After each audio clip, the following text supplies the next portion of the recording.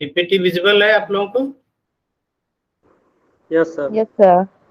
चलिए, तो cognitive behavioural intervention for stress management, जो कॉग्निटिव, ये इंडिविजुअल सेंटर्ड स्ट्रेस मैनेजमेंट के अंतर्गत हम लोग इसको पढ़ रहे हैं।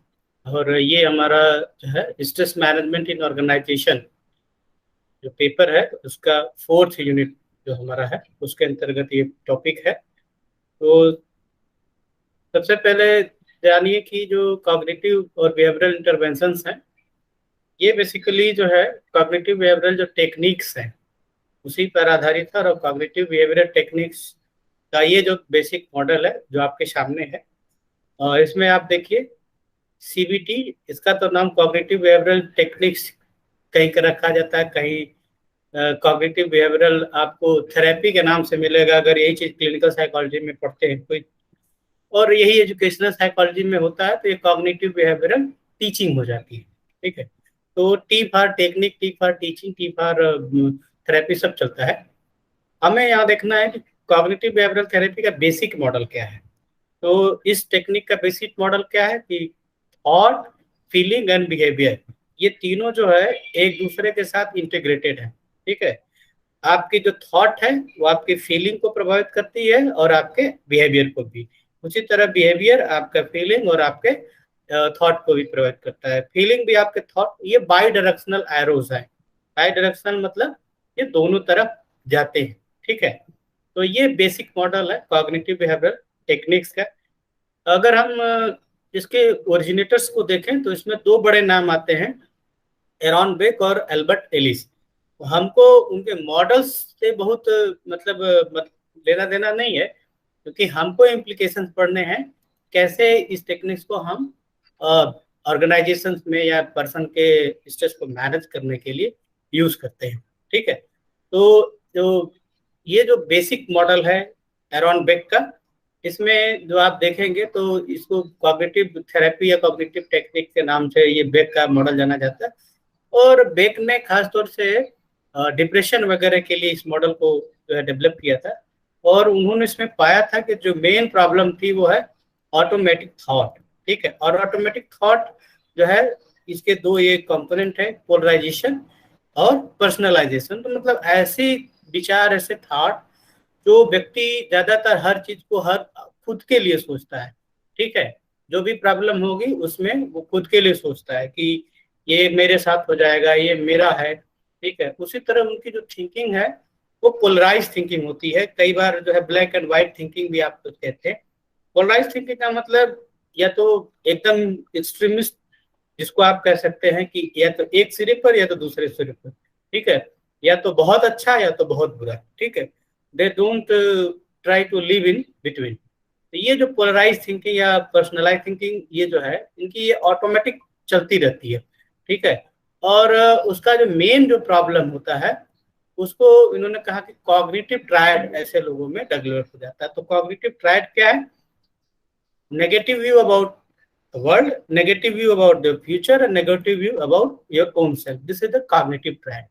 मतलब ऐसे लोग जिनमें ये जो है ऑटोमेटिक थॉट नेगेटिव होता है, जो पोलराइज और पर्सनलाइज होता है, उनका ये जो कॉग्निटिव ट्रायड है कुछ इस तरह से होता है कि ऐसे लोग अपने खुद के बारे में उनका जो विचार होता है वो नेगेटिव होता है, और अपने खुद के फ्यूचर के बारे में भी कि भविष्य मेरा अंधकारमय है। ठीक है, ये हो गया फ्यूचर के बारे में। उसी तरह cognitive view about one self की अगर हम बात करें तो जैसे कि मैं बहुत योग्य व्यक्ति नहीं हूँ। ठीक है, नेगेटिव व्यू है। ठीक है, या मैं सक्षम नहीं हूँ, इस तरह का। उसी तरह से negative view about the world, लोग अच्छे नहीं हैं, लोग मेरे साथ साजिश करते हैं, ऐसा इस तरह का उनका विचार होता है। और ये कॉग्निटिव ट्रायड जो है इनका, ये ऑटोमेटिक थॉट के रूप में यहाँ पर जो है चलता रहता है। और इसका जो कारण होता है वो स्कीमा, स्कीमा मतलब एक प्रकार का आपका जो थॉट पैटर्न है वो इस तरह से डेवलप हो जाता है। तो ये थोड़ी सी जो है बैकग्राउंड थी बेक के बारे में। और दूसरा जो बड़ा नाम इसमें आता है वो है अल्बर्ट एलिस का, जो कि जिन्होंने और REBT, ये जो टेक्निक है रेशनल इमोटिव बिहेवियरल थेरेपी, इसको डेवलप किया है। तो REBT का मतलब क्या है कि रैशनल का मतलब कि जो ज्यादातर लोग जो होते हैं वो रेशनल और जो है रीजनेबल थॉट रखते हैं, ठीक है। और ये मानते हैं कि जब हम रेशनल और रीजनेबल होते हैं तो हमारी जो जिंदगी, हमारी जो लाइफ है वो बेहतर होती है, ठीक है। तो ये एक जो है महत्वपूर्ण चीज होती है। दूसरा क्या है, इमोटिव। इमोटिव का मतलब जो होता है इमोशंस। जब हम जो है दूसरे को इमोशंस को समझ पाए, खुद को इमोशंस को समझ पाए, उसकी बात यहाँ पर चलती है। और तीसरा इसमें कंपोनेंट है बिहेवियर, ठीक है। तो ज्यादातर लोग ये एक्सेप्ट करते हैं कि जो what they do affect how they think and feel, ठीक है। तो जो हमारा व्यवहार होता है वो हमारे सोच को, हमारी भावनाओं को प्रभावित करता है, ठीक है। और थेरेपी, जैसे कि अभी मैंने बताया कि टीफा थेरेपी है, लेकिन इसको हम लोग टीचिंग और ट्रेनिंग के उसमें भी यूज कर सकते हैं। तो आरईबीटी इसका नाम है, लेकिन इसका जो बेस मॉडल है अगर आप देखें तो इसमें रैशनल थिंकिंग की बात हो रही है, ठीक है। वहां पर भी जो है हमने जो कॉग्निटिव टाइप की जहां पर जब बात की थी, आप देखिए तो ऑटोमेटिक थॉट की बात यहाँ पर हो रही है। उसी तरह का यहाँ पर जो है रैशनल थिंकिंग और इरेशनल थिंकिंग जो है आरईबीटी में भी देखने को मिलता है। रैशनल थिंकिंग का ये मतलब नहीं कि आप एकदम कोल्ड और कैलकुलेटिव हो। Rational thinking reflects preference rather than demand, ठीक है। कोई चीज हमें चाहिए ही चाहिए नहीं, मतलब अगर ये चीज नहीं है तो इसकी जगह पर और क्या हमको हो सकती है, या कौन सी चीज हमारे लिए ज्यादा प्रेफरेबल है, ठीक है। दूसरी चीज महत्वपूर्ण होती है रैशनल थिंकिंग के लिए, वो है फ्लेक्सिबिलिटी। मतलब हमारे थॉट पैटर्न में फ्लेक्सिबिलिटी होता है। ऐसा नहीं कि रिजिडिटी नहीं होनी चाहिए कि ये है तो बस यही है, ठीक है, मुझे ये करना है तो बस यही करना है, ठीक है। तीसरा है रियलिस्टिक होना चाहिए। आपका जो दृष्टिकोण है, जो सोच है, वो रियलिस्टिक हो, एकदम जो है हाइपोथेटिकल ना हो, जिसकी जो काल्पनिक एकदम ऐसा ना हो कि जिसको पूरा ही ना किया जा सकते। और रैशनल थिंकिंग की जो अगली विशेषता है फंक्शनल, हेल्पफुल एंड यूजफुल, ठीक है। जब हमारे लॉन्ग टर्म लाइफ गोल और वैल्यूज के लिए ये महत्वपूर्ण होना चाहिए, यूजफुल होना चाहिए, हेल्पफुल होना चाहिए। इस तरह की रैशनल थिंकिंग की बात करते हैं। रैशनल थिंकिंग का मतलब ये नहीं कि बस एकदम कैलकुलेटिव कि अपना हमेशा नफा नुकसान ही देखते रहे, ठीक है। इरेशनल थिंकिंग क्या होती है, डिमांडिंगनेस, ठीक है, हर चीज की डिमांड करना, मुझे ये चाहिए, मुझे वैसे चाहिए, इस फॉर्म में चाहिए। दूसरी चीज इनफ्लेक्सिबिलिटी या रिजिडिटी। तीसरी ऑफलाइजिंग, या इसको जो है कैटास्ट्रोफाइजिंग कहते हैं, मतलब एकदम खतरनाक टाइप की सोच, ठीक है। अगला इसमें इरेशनल क्या है, I can't stand it is, ठीक है, जैसे फ्रस्ट्रेशन के लिए है, मैं ऐसा नहीं कर सकता। लो फ्रस्ट्रेशन टॉलरेंस ऐसे लोगों का होता है, ठीक है, थोड़ी ही देर में काम छोड़ देते हैं। ऑल आर नन थिंकिंग, जिसको वहां पर जो है आपने देखा पोलराइज थिंकिंग की बात हमने करी, एक पोल पर या दूसरे पोल पर, पॉजिटिव पोल पर या नेगेटिव पोल पर। तो कुछ इसी तरह का यहाँ ऑल आर नन थिंकिंग की बात है। पर्सनलाइजिंग वहां भी था, बिग में भी। और उसी तरह इमोशनल रीजनिंग, ये जो है हमेशा लॉजिकल रीजनिंग न करके या कॉग्निटिव रीजनिंग न करके हमेशा इमोशनल रीजनिंग जो होती है, तो वो जो है एक तरह से आपके इस इरेशनल थिंकिंग के अंतर्गत आती है। अब अगर हम आरईबीटी की जो टेक्निक्स की बात करें तो ये ABCDEFG ऐसे करके दिया हुआ है। ABC भी है, कहीं आप देखेंगे ABCD भी मिलेगा, ई भी मिलेगा, कहीं F भी है, और कहीं कहीं इसको G तक ले गए जो रिसर्चेस हैं बता रही। तो एक क्या है, एक्टिवेटिंग एजेंट। किसी भी घटना का जो कारण होता है उसको हम लोग कहते हैं एक्टिवेटिंग एजेंट। बी क्या है, belief system, and your belief system can be rational and irrational. C is consequences this disputing, and E is effective way to think feel and behave, ठीक है। अब चूंकि इफेक्ट, कई बार ई को effective life philosophy या effective thinking कहते हैं, एफ को फीलिंग कहते हैं, और जी को लाइफ गोल कहते हैं, ठीक है। तो ABCDE भी होता है, लेकिन इसका फर्दर डेवलपमेंट F और G भी है। F है फीलिंग और G लाइफ। अब देखिए वर्क कैसे करता है, एक सिंपल सा उदाहरण से मैं आपको समझा रहा हूँ। जैसे कोई भी घटना होती है तो उसका एक एक्टिवेटिंग एजेंट होता है। जैसे कोई भी जो है चीज होती है तो आप किसी भी चीज को कोई भी थॉट पैटर्न आप में जब डेवलप होता है या कोई विचार आपके मन में आता है, तो उसके जिस वो चीज की वजह से वो विचार मन में आता है उसको हम लोग कहते हैं एक्टिवेटिंग एजेंट। जैसे आपने किसी व्यक्ति को देखा और उसको देखने के बाद आपको लगा कि ये बेकार व्यक्ति है, ठीक है, एक मान लीजिए आपके अंदर आपका ये विचार आया, एक्टिवेटिंग एजेंट क्या है? प्रेजेंस ऑफ दैट पर्सन, ठीक है। अब ये आपने जो सोचा कि वो बेकार व्यक्ति क्या है, वो आपका बिलीफ सिस्टम, ठीक है। और ये बिलीफ सिस्टम रैशनल भी हो सकता है, इरेशनल भी हो सकता है कि वास्तव में वो बेकार हो, या हो सकता है कि आपको लोगों ने बताया हो कि वो बेकार हो, इसकी वजह से आपका विश्वास तंत्र बना। अब उसकी वजह से क्या होगा, इस बिलीफ से कॉन्सिक्वेंस क्या होगा, परिणाम क्या होगा कि उस व्यक्ति के बारे में जो आप व्यवहार आप करेंगे वो आपका जो है यहाँ पर परिणाम के रूप में होगा। तो अगर आपका बिलीफ ऐसा है कि वो अच्छा इंसान नहीं है, तो आपका व्यवहार उसके प्रति अच्छा या पॉजिटिव नहीं होगा। या अगर आप मानते हैं कि नहीं वो अच्छा इंसान है, तो आपका व्यवहार या जो परिणाम होगा वो पॉजिटिव होगा।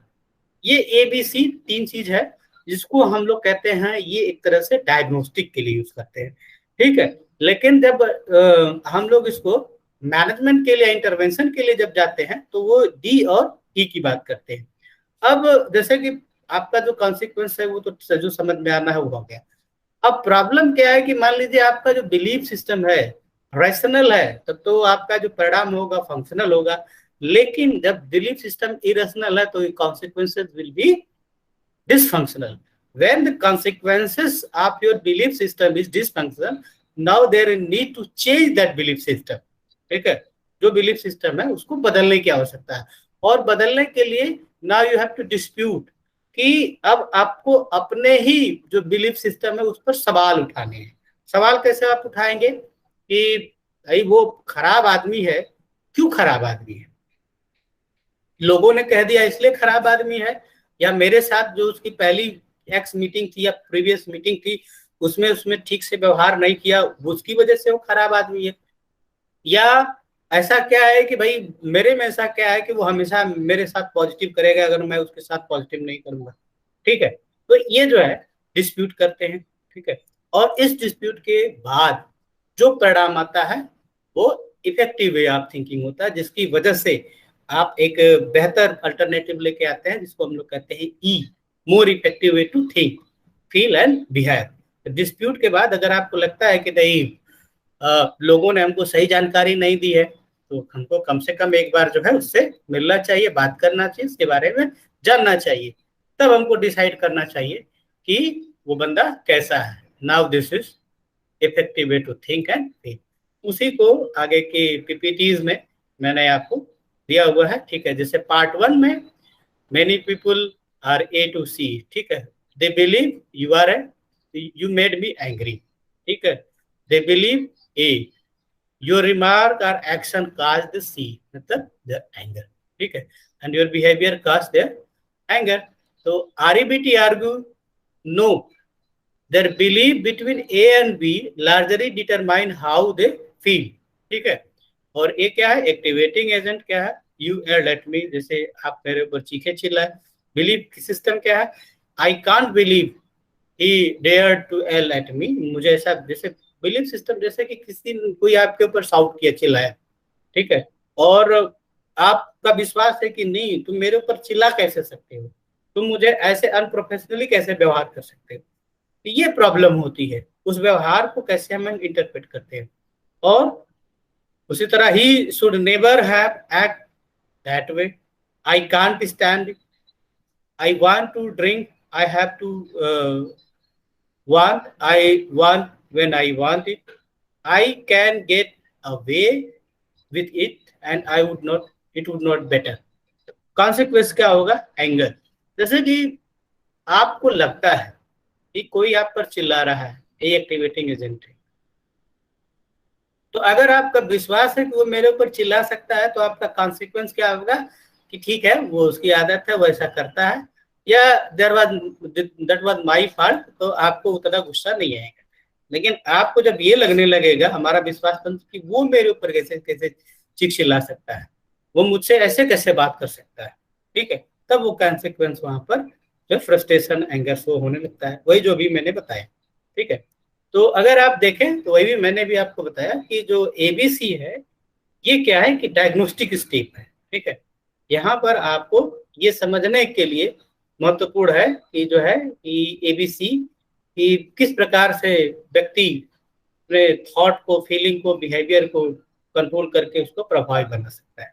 अभी ये डीलिंग नहीं हुई। अब यहाँ पर in order to feel and act differently someone doing the ABC move to the D and E. D क्या है? Dispute. In this step, you dispute or question or challenge your irrational belief. जैसे मैंने कहा ना कि अब now you have to challenge your irrational belief. Challenge करना है कि वास्तव में ऐसा क्यों नहीं हो सकता। अब चैलेंजिंग क्या है कि where is the evidence that no one should ever yell or shout at me. ये कहाँ लिखा है कि कोई मेरे ऊपर चिल्ला नहीं सकता है, या ये कैसा कोई रिटन एग्रीमेंट तो नहीं है कि मेरा जो बॉस है वो हमसे हमेशा प्रोफेशनली व्यवहार करे। Why is it so awful, ठीक है, and why is not just a hassle, not a horror, ठीक है। तो where is the evidence that I would not, it would not matter. ये जब आप लॉजिक करते हैं, डिस्प्यूट करते हैं, तो आपको मिलता है कि जो है आपकी जो सोच है वो ठीक नहीं है या चैलेंजिंग है, या उसको हम लोग बदल सकते हैं। Now come to the part E, then they move on the figure out more effective thought, feeling and behave. इसमें क्या है, I don't like it but I can stand it because I really do not like people yelling at me. I will walk to him later when he calm down, but I will remember that I would not always get what I want. ठीक है। I will try to feel annoyed and determined rather than enraged, and I will go exercise or go yoga classes tonight because I always think better after I do that. These are the effective way to think. तो इस तरह से ये Alice की जो technique है वो work करती है, ये कॉग्निटिव बिहेवियरल थेरेपी के। हम लोग अब प्रैक्टिकल एस्पेक्ट पर चलते हैं कि कैसे वर्क कर रहा है। देखिए, कॉग्निटिव रिस्ट्रक्चरिंग या रिफ्रेमिंग, फियर थर्मोमीटर और थॉट रिकॉर्ड, तीन तरह की चीजें इसमें बेसिकली यूज की जाती हैं। कॉग्निटिव टेक्निक्स में देखें तो पहला उसका जो है गोल क्या है कि टारगेट माल एडेप्टेड था। हमको पहले उसके माल एडेप्टेड व्यवहार को, माल एडेप्टेड थॉट को, या उसको इरेशनल बिहेवियर कहते हैं, रिलेशनल बिलीफ कहते हैं, बिहेवियर नॉट बिलीफ, इसको समझना है। देखिए, अब इरेशनल बिलीफ में क्या था, अभी जो मैंने आपको बेक में बताया, negative view of themselves, negative view of world, negative view of future. Negative view of themselves क्या, I am inadequate, about the world is unfair, and about the future, I will always fail, yeah, there is no future of my work या my job, ठीक है। अब कुछ ऐसे ही examples यहाँ पर उसके दिए हुए हैं कि what is the mall adaptive thought. तो पहला गोल क्या है इस थेरेपी का कि हमको माल एडेप्टेड जो थॉट है उसको जो है पहचानना, जहाँ यहाँ पर थॉट ट्रिगर है। कैसे पहचानेंगे? Through the thought record. You can understand the maladaptive thought of anyone through the thought record. जैसे कि आप कुछ कहिए कि जब गुस्सा आता है तो आपको कैसे विचार आते हैं, ठीक, उसको आप लिखिए, ठीक है। अब नेगेटिव स्कीमा, ये जो मालएडेप्टिव थॉट का जो कॉन्सेप्ट था वो बेसिकली बेक का था, वही जो है नेगेटिव स्कीमा के रूप में कन्वर्ट होता है। और स्कीमा की बात जो है एलिस करते हैं, या एलिस बिलीफ सिस्टम की बात करते हैं, स्कीमा की ज्यादातर बात जो है बेक की। So now we are thinking that lead individual to perceive and interpret experience in negative manner. अब यहाँ देखिए, ऑटोमेटिकली जब स्कीमा बन जाता है, स्कीमा का मतलब क्या है कि it is a cognitive pattern how you think, ठीक है। तो जब वो पैटर्न हो जाता है डेवलप, तो फिर आप जब भी उस सिचुएशन में आते हैं तो आप वैसे ही सोचते हैं जैसे जो है आप यहाँ पर सोच रहे हैं, ठीक है। तो automatic often occur rapidly in certain situation and may be outside the perceived awareness, person's awareness, involve discrete prediction or interpretation of the given situation, develop out of negative experiences. तो ये इस तरह से ऑटोमेटिक थॉट चलते रहते हैं। अब इसको दूर करने के लिए क्या करना है, कॉग्निटिव रिस्ट्रक्चरिंग या रिफ्रेमिंग। ठीक है, अगर आप कॉग्निटिव रिस्ट्रक्चरिंग करते हैं, देखिए स्ट्रेस भी तो उसी तरह का है, जैसे आपको लग रहा है कि आपका काम बहुत आपकी औकात से ज्यादा है। व्हेन डिमांड, आपको मैडम ने बताया होगा कि when cognitive appraise demand is greater than cognitive appraise supply, only in that situation you feel stress. ठीक है, तो डिमांड अधिक है और सप्लाई कम है, तो यहाँ पर ये वो भी तो कॉग्निटिव एप्रेस्ड है, तो कॉग्निशन ही आपका इन्वॉल्व है। तो यहाँ पर हम लोग उसी तरह से जो फाल्टी कॉग्निशन है या faulty cognitive pattern of thought है या बिलीफ है, उसी को दूर करने के लिए कॉग्निटिव रिस्ट्रक्चरिंग की जरूरत होती है। और रिस्ट्रक्चरिंग है क्या, रिप्लेस और रिफ्रेम कॉग्निटिव डिस्टॉर्शन और मालेडेप्टिव thought with more balance and realistic thought and belief about oneself, future and world around us। अब इसके लिए क्या आपको करना है, देखिए ये एक जो है मॉडल है, या समझ लीजिए कि इसी पैटर्न पर हमको काम करना होता है, जैसे evidence, likelihood, over generalisation, estimation and standard. ठीक है, तो इसी को हम लोग आगे स्टेप बाय स्टेप देखेंगे। सबसे पहला काम क्या है कॉग्निटिव रिस्ट्रक्चरिंग का, काम योरसेल्फ।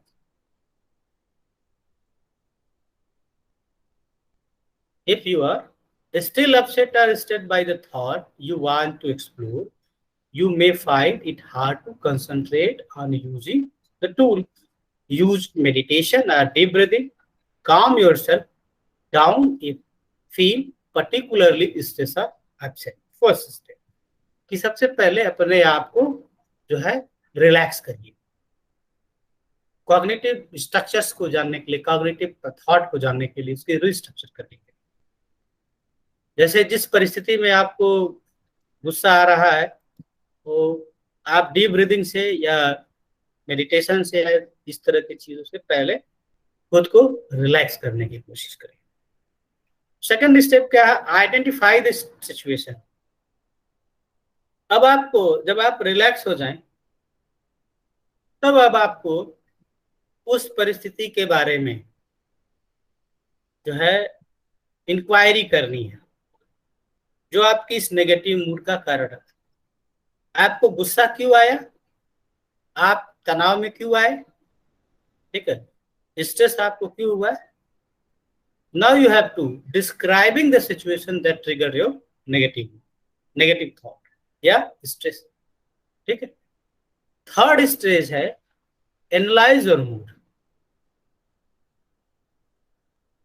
पहले आपने परिस्थिति का मूल्यांकन कर लिया कि किस परिस्थिति में ऐसी, किस वजह से ये हमें प्रॉब्लम हुई, स्ट्रेस हुआ। अब आपको तीसरे स्टेप में क्या करना है कि अब उस परिस्थिति के दौरान आपका मूड कैसा था उसके बारे में आपको राइट डाउन करना, लिखना। ठीक, because mood are the fundamental feeling that we have but they are not thought about the situation. ठीक है, ग्रीनबर्ग एंड पेडेस्की ने जो है ये मूड और थॉट को डिफरेंशिएट करने का जो एक इजी स्टेप बताया कि you can usually describe mood in word while thought are more complex। जैसे आप कहते हैं ना कि मैं बहुत रिलैक्स हूँ, बहुत अपसेट हूँ, बहुत हैप्पी हूँ। ठीक है, you are happy, this is your mood, but why you are happy, because there are certain kind of thought which is going within your mind that makes you happy।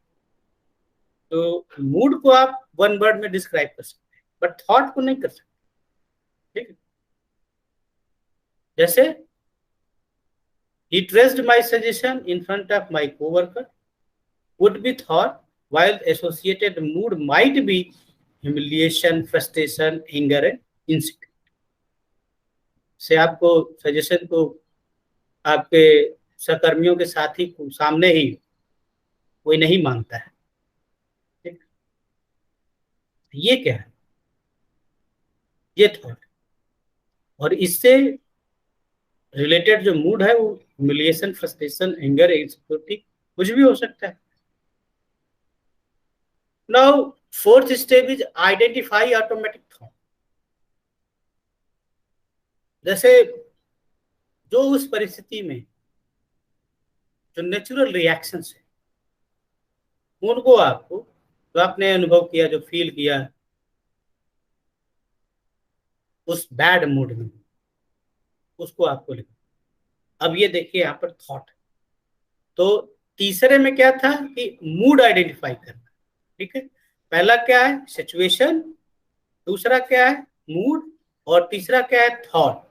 Here you have to identify automatic thought. Automatic thought में क्या है कि जो कि उस mood में, उस परिस्थिति में आपके मन में आए। ठीक है, अब जैसे यहाँ पर पूरा लिस्ट है एग्जाम्पल्स की। Maybe my analysis skill was not good enough, have I failed to consider these things, he has not liked me since long, he is so rude and arrogant, no one like me। ठीक है, मतलब उस किसी, जैसे कि boss ने आपको डांट दिया और आपका मूड खराब हो गया, तो परिस्थिति क्या है, बॉस का डांटना और मूड खराब, मूड क्या है नेगेटिव मूड। और ये नेगेटिव मूड के दौरान जब उसने डांटा तो कौन कौन से ऑटोमेटेड थॉट आपको आए। ठीक है, कि उसके स्किल पर, अपने स्किल पर, परिस्थिति पर, जॉब पर क्या क्या आपने सोच डाला, वो सारी चीजें आपको यहाँ पर ऑटोमेटेड थॉट के अंतर्गत लगना है। ठीक है, now find the objective supportive evidence. मतलब जो विचार आपके हैं उसके क्या एविडेंस है, क्या सपोर्ट है, मतलब जो हमने डिस्प्यूट किया डी पर। ठीक है, तो यहाँ पर आपको फिर से डिस्प्यूट को करना है, डिस्प्यूट करना है कि देखना है कि जो सोच आपकी है फोर्थ स्टेप में वो कितनी ऑब्जेक्टिव है, कितनी सही है। जो आपके ऑटोमेटिक थॉट हैं, ठीक है, वो कितने ऑब्जेक्टिव है, कितने उसकी सपोर्ट है। ठीक है, जैसे the meeting moved and the decision were made but my suggestion was ignored. ठीक, तो ये जो है सपोर्टिंग एविडेंस, ये आपका जो, आपकी जो सलाह थी वो इग्नोर कर दी। He identify a flaw in my argument. मतलब आपका जो सजेशन था क्यों नहीं इम्प्लीमेंट हुआ, क्योंकि आप उसको तर्कपूर्ण ढंग से नहीं प्रस्तुत कर पाए, या बॉस ऐसा नहीं करना चाहता था। Now your goal is to look objectively at what happened and then to write down a specific event or comment that led to your automatic। ठीक है, तो पहला काम सिचुएशन आइडेंटिफाई करना, मूड आइडेंटिफाई करना, ऑटोमेटिक थॉट आइडेंटिफाई करना, and now you have to find out the supportive evidence for your thought. मतलब dispute करना, जो आपका जो थॉट, ऑटोमेटिक थॉट है वो एविडेंस बेस्ड है कि नहीं है, या जो आप सोच रहे हैं वो सही है या दूसरी बात है। ठीक है, सिक्स्थ स्टेप है find objective contradictory evidence. Next, identify and write down evidence that contradict the automated thought. जैसे कि the flaw was minor and did not alter the conclusion, analysis was objectively sound and my suggestion was realistic and well formed. ठीक है, I was top of my class when I trained in the analysis method. My client respect my analysis and my opinion. ठीक है, as you can see, these statements are fairer and more rational than the reactive। ठीक है, जैसे आपने पहला जो इसके पहले फिफ्थ स्टेप में देखा। ठीक है, तो यहाँ पर आपको उसके एविडेंस अगर नहीं मिलते हैं, ये आपके सजेशंस को क्यों नहीं माना गया, तो अगर आपको लग रहा है कि उसमें फ्लॉ था या इस तरह का था, तो उसके कंट्रास्ट में ये सारी चीजें हैं कि नहीं, आपका सजेशन अच्छा था, नहीं मानना, नहीं मानना वो अलग है। जैसे आपने कोई प्रपोजल किसी को दिया और मना कर दिया, तो आप ये कहने लगे कि आपके प्रपोजल में ही कमी है, तो आप फ्रस्ट्रेट हो सकते हैं।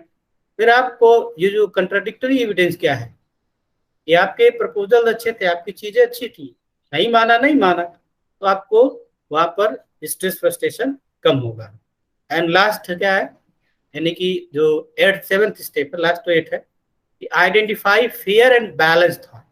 ठीक है, फेयर और बैलेंस थॉट क्या होगा, मतलब आपका जो सजेशन था वो अच्छा था या फ्लॉलेस था या उसमें कोई फ्लॉ था। Now you have to identify fair and balance था, वास्तव में रियलिस्टिक चीज क्या है। आपको यहाँ पर इस परिस्थिति में now you have to see the both side of the situation. ठीक है, you should now have the information you need to take fair balanced view of what happened. If you feel uncertain, discuss the situation with other people or test the question in some other way. Okay? When you come to the balanced view, write these thought down. The balanced thought in this example might now include I am good in this sort of analysis, other people respect my ability. ठीक है, आपका analysis अच्छी थी, suggestion अच्छा था, boss ने नहीं माना, एक चीज है, बॉस को फ्लॉ लग रहा था, आपने पहले सोचा, बाद में सोचा कि भाई मैं तो एनालिसिस में अच्छा हूं, लोग मेरी रिस्पेक्ट करते हैं, क्लाइंट रिस्पेक्ट करते हैं, मैं जब एनालिसिस की क्लास में मुझे टॉप पोजीशन हासिल थी। It means you have good analysing capabilities. Now no need to blame your own self. ठीक है, बॉस को भी ब्लेम करने की जरूरत नहीं, क्योंकि उसकी भी परिस्थिति ऐसी रही होगी, तो सिचुएशन ऐसी है जिसकी वजह से आपके सलाह को, सजेशन को नहीं माना गया। ठीक है, my analysis was reasonable but not perfect. ठीक है, आपके जो एनालिसिस थी वो रीजनेबल हो सकती थी, लेकिन दूसरे अल्टरनेटिव्स भी हो सकते हैं जो उससे बेहतर रहे हों या उस परिस्थिति में बेहतर रहे हों। There was an error, but it did not affect the validity of the conclusion. The way he handled the situation was not appropriate. ठीक है, the people were surprised and little shocked. Why was he handled my suggestion? ठीक है, this comment would have followed in informal conversation with other people at the meeting. तो इस तरह से आप जो है एक बैलेंस और फेयर थॉट आइडेंटिफाई कर सकते हैं।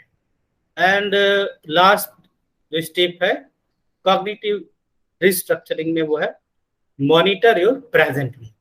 तो जब आपका थॉट बैलेंस हो जाता है, ठीक है, जब सिचुएशन के प्रति आपका दृष्टिकोण क्लियर हो जाता है, ठीक है, तो आपका मूड अपने आप इंप्रूव हो जाता है। Now you write down your present feeling. So ठीक है, तो next reflect on what you could do about the situation by taking a balanced view. The situation may cease to be important and you might decide that you don't need to take action. Finally, create some positive affirmation that you can use to counter any similar automatic thought in the future. ठीक है, तो अब आपको present mood को monitor करना है, उसको लिखना है, और लास्टली एक पॉजिटिव अफर्मेशन ये देना है कि भाई ठीक है, मैं परफेक्ट तो नहीं हूँ, मैं अच्छा हूँ, परफेक्ट नहीं हूँ, और कोई जरूरी नहीं कि हर परिस्थिति में मेरी जो है राय, मेरे विचार को महत्व दिया जाए। ठीक है, I am good but my suggestions is not perfect or implementable in all the situation. This might be a positive affirmation for you in this case, in this situation. ठीक है, तो ये जो आप देख रहे हैं ये कॉग्निटिव रिस्ट्रक्चरिंग, और उसी तरह से एक और चीज है कॉग्निटिव में ही, फियर थर्मामीटर। आप बुखार को नापने के लिए थर्मामीटर यूज करते हैं, तो ये जैसे जो आप थॉट को जो है मेजर करने के लिए यूज करते हैं, उसी तरह से फियर को मापने के लिए, जो स्ट्रेस को मापने के लिए कॉग्निटिव थर्मामीटर का इस्तेमाल किया जा सकता है। और इसका ये जो है रेटिंग है ठीक है, नॉट ऑल स्केयर्ड और अपसेट 0, लिटिल बिट स्केयर्ड जैसे 3-4 होना चाहिए, 3 होना चाहिए, और pretty scared 7 and really scared and upset ये है 10। मतलब कितने आप जो है भयभीत हैं, अपसेट है, डिस्टर्ब है, स्ट्रेस है। जैसे स्ट्रेस को मापने के लिए तमाम तरह की टेक्निक है, वो ये कॉग्निटिव टेक्निक है जो है, इसको हम लोग कहते हैं fear thermometer. Through this thermometer you can measure the level of stress immediately and do the cognitive restructuring for the betterment of the individual. So this is the cognitive technique for managing stress for the individual, either that is in organization or for the personal use, but this is individual based technique, ये person to person vary करती है। ठीक है, तो ये cognitive थी, behavioural के चर्चा हम लोग नेक्स्ट क्लास में करेंगे। And now if you have any query you can ask.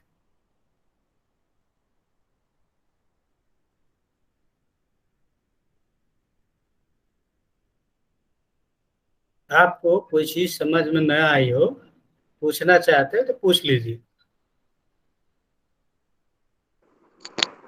Sir वो जब आप सेकेंड स्टेप बता रहे थे ना, तो नेटवर्क इशू था, वो कुछ क्लियर भी नहीं हो रहा था। ठीक, सेकेंड स्टेप मैंने बताया था आइडेंटिफाई द सिचुएशन। पहला है काल्म योर आंसर। जब भी आप इस तरह के परिस्थिति, तनाव की परिस्थिति में होते हैं तो आप एनालिसिस नहीं कर पाते। तो सबसे पहला काम आपको करना क्या होता है कि खुद को जो है रिलैक्स करना। जब आप अपने को रिलैक्स करेंगे डीप ब्रीदिंग के थ्रू, मेडिटेशन के थ्रू, तभी आप पहले जो है इस पर काम कर सकते हैं। तो सेकंड स्टेप होती है इसकी identify the situation. Situation identify करने का मतलब होता है कि उस परिस्थिति को जानना, समझना जिसमें ये स्ट्रेस उत्पन्न हुआ। जो स्ट्रेस उत्पन्न होने की परिस्थिति क्या थी, जो ट्रिगरिंग एजेंट है, जिसको एक्टिवेटिंग एजेंट, एबीसी मॉडल में एक्टिवेटिंग एजेंट कहा, कि कोई भी जो आपका व्यवहार होता है, ठीक है, उसके पीछे कोई ना कोई एडवर्सिटी होती है, एक्टिवेटिंग एजेंट होते हैं। ऐसी परिस्थिति होती है जो उस व्यवहार को ट्रिगर करती है। ठीक है, तो अगर स्ट्रेस आपको हुआ है तो स्ट्रेस का जो ट्रिगरिंग फैक्टर क्या है, उसी को यहाँ पर कहा कि identify the situation, then identify your mood, तीसरा आइडेंटिफाई योर थॉट। ये 3 चीज, सिचुएशन, मूड एंड थॉट, ये 3 स्टेप कंटिन्यूअस है ऐसे। ठीक है, यस सर। चलिए, और कोई चीज जो आपको समझ ना आई हो पूछ सकते हैं, नहीं तो फिर क्लास बंद की जाए।